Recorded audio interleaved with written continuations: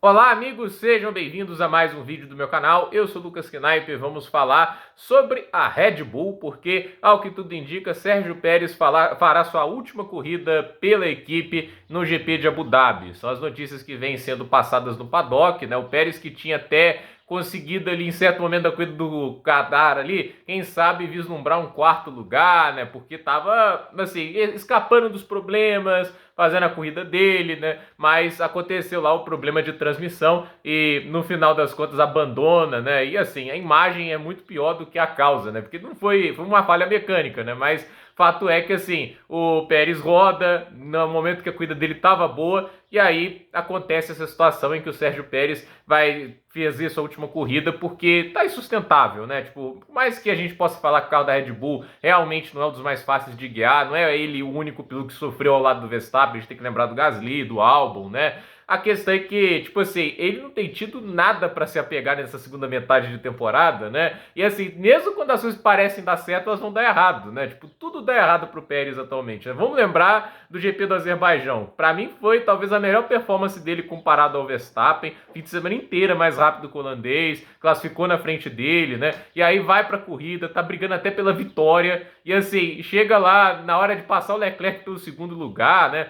E assim, faltou um detalhezinho para colocar o carro à frente e conseguir tomar ali a segunda posição. Aí tem lá o Leclerc espreme ele, vai aquela disputa com o Sainz, depois o Sainz lá faz aquela maluquice. Até agora eu não entendo, tem gente que culpa o Pérez, aquilo para mim é um erro completo do Sainz.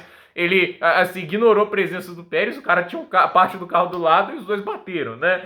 E aí, depois disso, a temporada naufraga, né? E ele ainda teve o GP do Brasil, né, em que parecia também que ia ser competitivo e tudo isso, mas tudo dá errado também, né? Tipo, o engenheiro esquece ele no boxe e não manda ele fazer uma segunda tentativa na classificação da sprint. A mesma coisa assim na corrida, na classificação para corrida, né? Em que o ritmo da Red Bull era excelente, mas um monte de acidente acontece. A estratégia de fazer duas voltas de aquecimento ao invés de fazer uma volta rápida de uma vez, né? É um negócio assim, que não dá para entender, né? Tipo, e assim, naquele momento prejudicaram os dois, mas aí o Verstappen é o Verstappen, né? O cara faz a diferença nesses momentos difíceis.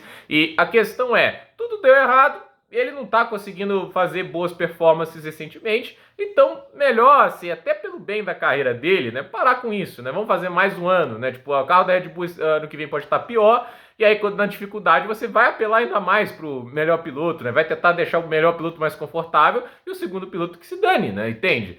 E assim, eu acho até que os ataques ao Sérgio Pérez, né? Eu acho que eles têm sido até bem agressivos durante alguns momentos, né? Eu acho assim, a Red Bull, ela que fez essa situação desde 2019, entende? Isso não é uma coisa que tá acontecendo agora, né? Tipo, parece, até do jeito que alguns comentaristas comentam e tratam, parece uma novidade. O Albon, em 2020, né, ele ficou longe de lutar pelo quarto lugar do Mundial de Pilotos. Ele ficou, acho que em nono no campeonato, uma coisa assim, nono ou oitavo. Ele ficou bem para trás, né? Ele marcou dois pódios que só aconteceram porque outros carros quebraram, né?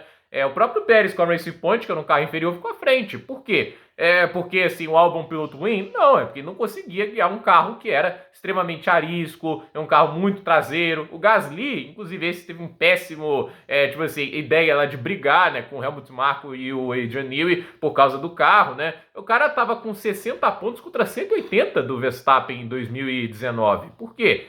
Ele não estava conseguindo encaixar no carro. A gente viu o Gasly ontem, ele chegou em quinto com a Alpine. E o piloto ruim? Não é o mesmo piloto que estava lá na Red Bull. Mas a questão é, o Gasly, ele é um piloto que, assim, ele tem um carro hoje que não tem aquela característica agressiva. Porque, assim, a Red Bull, ela entendeu, se eu quero ganhar da Mercedes, né, na época lá, se eu quero dar o Verstappen a máquina para o título, né, eu tenho que fazer o carro que ele consiga extrair tudo, porque aí ele se torna imbatível. E a gente viu isso ano passado, o cara ganhou 19 de 22 corridas, né?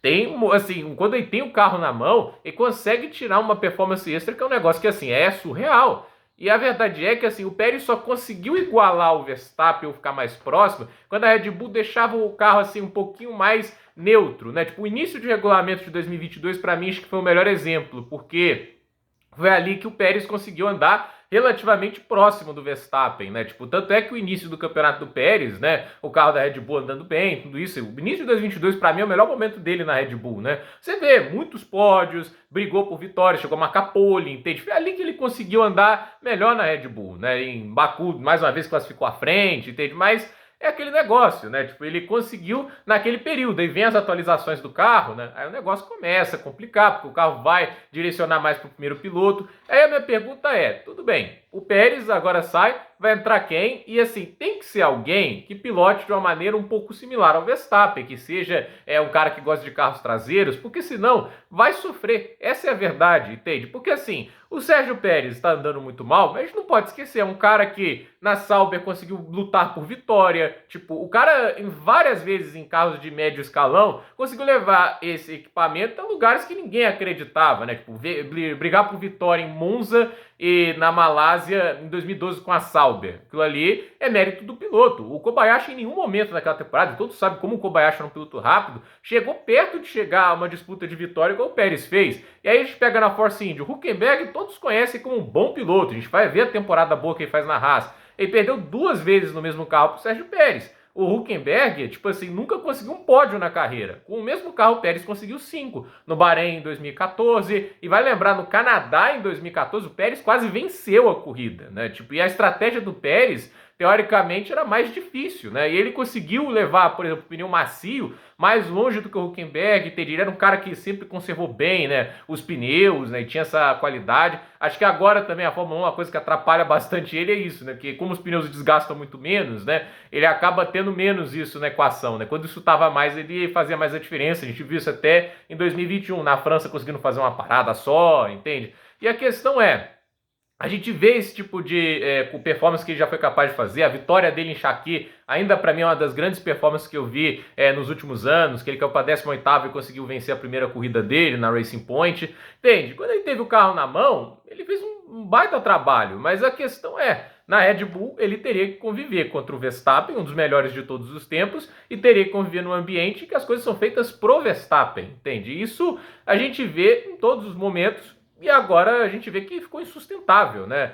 Agora, pra mim, assim, resta saber o que a Red Bull faz, né? Se ele realmente vai sair, então que ele possa ir para outra categoria, sei lá, ou curtir a vida com a família, ele que já tem 4 filhos, né? Ele diz que não vai para a Indy, né? Porque ele acha muito perigoso correr nos ovais, né? Talvez considere andar no Endurance, mas fato é que assim, a Fórmula 1 pro Pérez, eu acho que ela só pode ser reativada se for na equipe Cadillac, né? Porque se é fora isso, né? Tipo, não acredito que eles vão atrás do Pérez de novo, né? Porque é aquele negócio, a Cadillac vai querer atrás de um piloto experiente, equipe americana, mercado também da América do Norte. O Pérez seria uma escolha interessante. Eu acho que seria sim um bom piloto para Cadillac, né? Eu acho que tratar o Pérez como piloto ruim porque essa temporada dele vem sendo muito ruim, sim, eu acho bem complicado, até porque assim, todo mundo vai tratar desse jeito, né? O piloto é reflexo da sua última corrida. Agora tem gente tratando o Guan Yu Zhou como se fosse um grande piloto que foi 8º lugar. Aí a gente vai esquecer que teve umas 8 corridas seguidas classificando em último, às vezes levando mais de 2 segundos do Bottas nas classificações, né? Entende?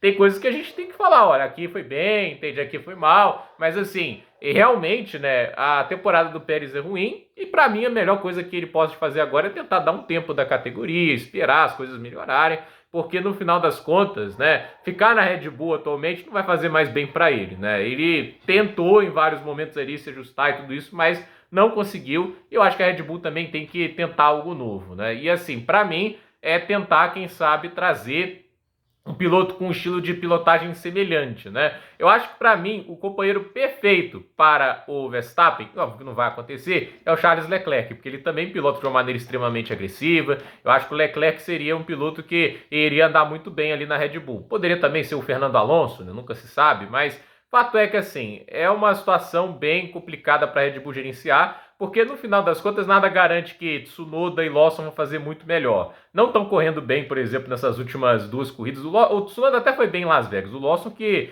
realmente não vem lá muito bem, né? Mas a questão é, esses pilotos aí, tipo, o Tsunoda, ele apanhava do Gasly. E o Gasly a gente viu na Red Bull que não deu muito certo, né? O Tsunoda é um piloto, o Lawson é um piloto que tem quantas corridas na Fórmula 1? 12, 13, né? Tipo, porque o cara conseguiu boas corridas na Racing Bulls, merece ganhar a promoção, entende? Se andar bem em equipe média fosse a referência e tudo isso, né? A melhor régua, próprio Pérez, assim, ganhou a vaga por isso, né? Tipo, ele não ganhou a vaga da Red Bull à toa, por causa de dinheiro, né? Assim, tem gente que fala que ganhou a vaga por causa de dinheiro, é uma sacanagem. Foi quarto lugar no Mundial de Pilotos em 2020, né? Isso tendo 2 corridas a menos para ele por causa da Covid. Então, sinceramente, né? Eu acho que a Red Bull, ela tem um problema a resolver, e se ela não mudar a característica do carro para algo mais neutro, que eu acho que não vai acontecer, eles vão querer dar ao Verstappen o que ele gosta mais, né? Olha, eu acho que vai ser essa situação mesmo, vai continuar se repetindo, porque igualar o nível de desempenho do Max Verstappen, isso me parece muito difícil, né? Querer que alguém é de igual a ele, ainda mais nessas circunstâncias, sinceramente, não vejo isso acontecendo tão fácil. Mas a ver o que acontece, né? Se o Pérez realmente sair, é aquele negócio, né? Tipo, ele teve ótimos momentos na carreira, a gente acreditou que talvez pudesse ser uma peça que, numa equipe grande, poderia fazer algo interessante. Teve momentos, teve grandes performances na Red Bull, nem tudo na Red Bull dele é ruim, ele teve corridas excelentes, né? A corrida dele em Singapura em 2022 foi espetacular, a corrida dele, tipo, na Arábia Saudita e no Azerbaijão no passado também muito boa, inclusive acho que a GP da Inglaterra em 2022, né? Que ele quebra o bico na primeira volta, consegue recuperar para segundo, né? E teve corridas e performances excelentes pela Red Bull. Ele tem grandes corridas na equipe austríaca, mas é aquele negócio, né? Tipo, as pessoas vão olhar menos para isso e só vão olhar para esses momentos finais realmente que foram bem complicados. Então, gente, por esse vídeo é isso. Dúvida nos comentários, deixe seu like, se inscreva no canal, compartilhe esse vídeo e até o próximo vídeo.